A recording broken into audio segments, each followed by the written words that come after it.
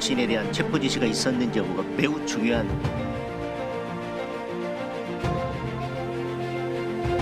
탄핵 심판 그리고 내란죄 재판에 있어서 유력 정치인, 국회의원을 포함해서 유력 정치인에 대한 체포 지시가 있었는지 여부가 매우 중요한 쟁점이라고 하는 것은 알고 계시지요. 그리고 체포 지시가 있었다는 것에 대한 진술 외에 객관적인 증거로는 홍장원 전 차장의 메모가 유일한 객관적인 증거입니다.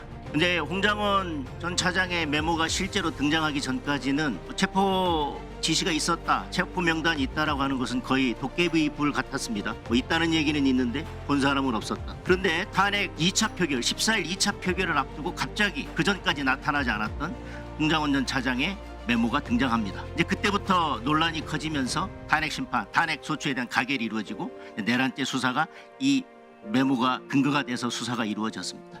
그런데 어제 탄핵 심판 변론에서 홍장원 차장의 실제 메모, 실물이 등장했습니다. 변론에 보셨습니까? 자, 이게 1차 메모입니다. 자, 통상의 오른손잡이라면 오른손으로 전화 받다 메모를 할 게 있으면 왼손으로 전화기를 옮기고 오른손으로 메모를 할 것입니다.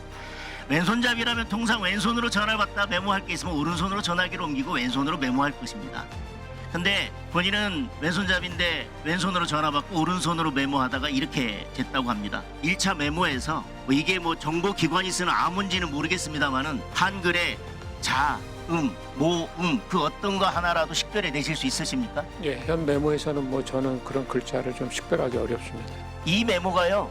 나중에 정확하게 사람 이름이 기재된 뭐 세 번째, 네 번째 메모로 갔다고 하는 것은 거의 진화하면서 얘기하는 단백질 덩어리가 사람으로 진화했다는 것보다도 훨씬 더 믿기 어려운 이야기입니다. 이게 어떻게 2차 메모도 보세요. 저게 2차 메모도 저 거의 뭐 기호의 덩어리라고밖에 보여지지 않습니다. 근데 나중에 저것이 정확하게 사람 이름으로 변신해서 14일 탄핵 소추 표결을 앞두고 11일 날 이제 등장하기 시작합니다. 글쎄요, 제가 봤을 때는 이것은 뭐 예인영 방첩사령관의 전화를 받고 받아 적은 것이 아니라 전 신의 계시를 받은 게 아닌가 싶은 생각이 듭니다. 이런 것을 바탕으로 그 다음 메모가 진화하고 진화해서 아까 말씀드린 것처럼 거의 단백질 덩어리가 사람으로 진화했다는 건데 그 증거를 중요한 대통령에 대한 탄핵 심판 그리고 내란죄 형사재판에서 증거로 사용하실 수 있겠습니까?